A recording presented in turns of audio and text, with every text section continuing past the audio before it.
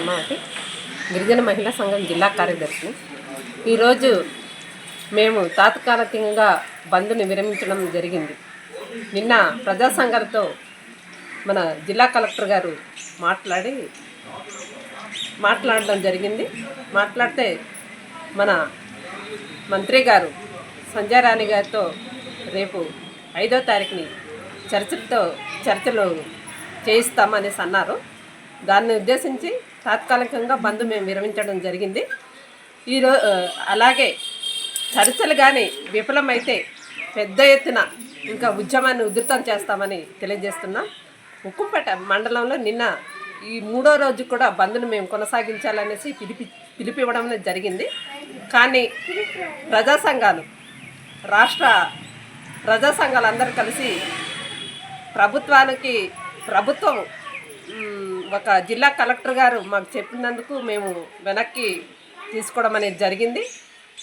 ఈ ప్రభుత్వం కానీ గిరిజనుల పట్ల వాళ్ళు వైఖరి స్పష్టంగా తెలియజేయకపోతే ఇంకా పెద్ద ఎత్తున ఆందోళన చేపడతామని ప్రభుత్వాన్ని హెచ్చరిస్తున్నాం. గిరిజన ప్రాంతంలో యువత మత్తుమందుకు బానిసలై తప్పుదోవ పట్టే పరిస్థితి ఈ ప్రభుత్వమే చేస్తుందని నేను తెలియజేస్తున్నాను.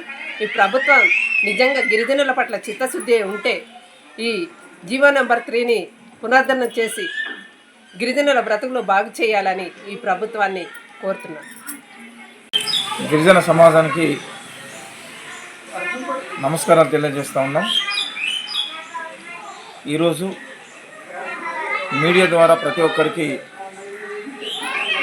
తెలియజేయనది ఏమంటే, మరి ఇటీవల రాష్ట్ర ప్రభుత్వం ప్రకటించినటువంటి డిఎస్సి నోటిఫికేషన్కి వ్యతిరేకముగా, అలాగే సుప్రీంకోర్టు జీవో నెంబర్ 3ని కొట్టివేసినటువంటి సందర్భంగా వ్యతిరేకిస్తూ గిరిజన సమాజము అన్ని ప్రజా సంఘాలు, ప్రజా పార్టీలు, ఉద్యోగ సంఘాలు, ప్రజానీకం అంతా కూడా ఏకమై గిరిజన ఏదైతే షెడ్యూల్ ఏరియా ఉందో 170 చట్టం అమలయ్యేటటువంటి ఏరియా ఏదైతే ఉందో ఆ ఏరియా మొత్తం అంతటి కూడాను రాష్ట్ర వ్యాప్తంగా బంద్ని పిలుపు ఇవ్వటం జరిగింది.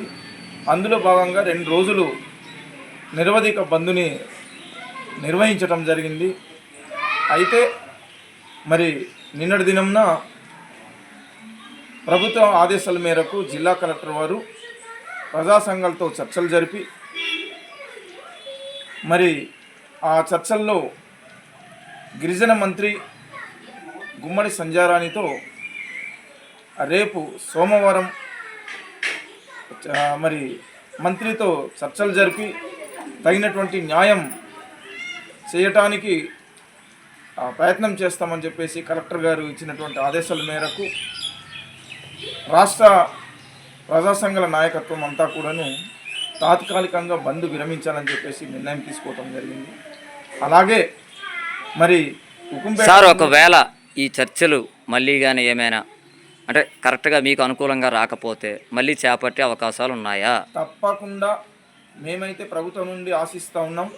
ఒక స్పష్టమైనటువంటి గిరిజన ప్రజానీకానికి, గిరిజన సమాజానికి ఒక అనుకూలమైనటువంటి వార్త, అనుకూలమైనటువంటి నిర్ణయం ప్రభుత్వం తీసుకుంటుందని చెప్పేసి మేము ఆశిస్తూ ఉన్నాం.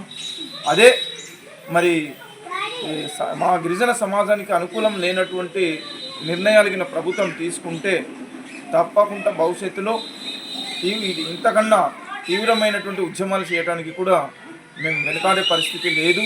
తప్పకుండా ఉద్యమాలని మేము అవసరమైతే మిలిటెంట్ ఉద్యమాలకి కూడా సిద్ధపడడానికి మేము సిద్ధంగా ఉన్నామని చెప్పేసి కూడా ఈ సందర్భంగా తెలియజేస్తూ ఉన్నాం. కావున ఉక్కుంపేట మండలంలో ఈరోజు కూడా 3వ రోజు కూడా మేము బంద్ని కొనసాగించాలని చెప్పేసి నిర్ణయించుకున్నాం. అయితే రాష్ట్ర ప్రజా సంఘాల నిర్ణయం మేరకు తాత్కాలికంగా మా ఉక్కుంపేటలో కూడా మేము బంద్ని నిలుపుదల చేస్తూ ఉన్నాం. రేపు జరిగేటటువంటి మినిస్టర్తో జరిగేటటువంటి చర్చలు విఫలమైతే మాత్రం తప్పకుండా మరుక్షణమే మరి మా ఉద్యమాన్ని తీవ్రతరం చేస్తామని చెప్పేసి ఈ సందర్భంగా తెలియజేస్తా ఉన్నాం.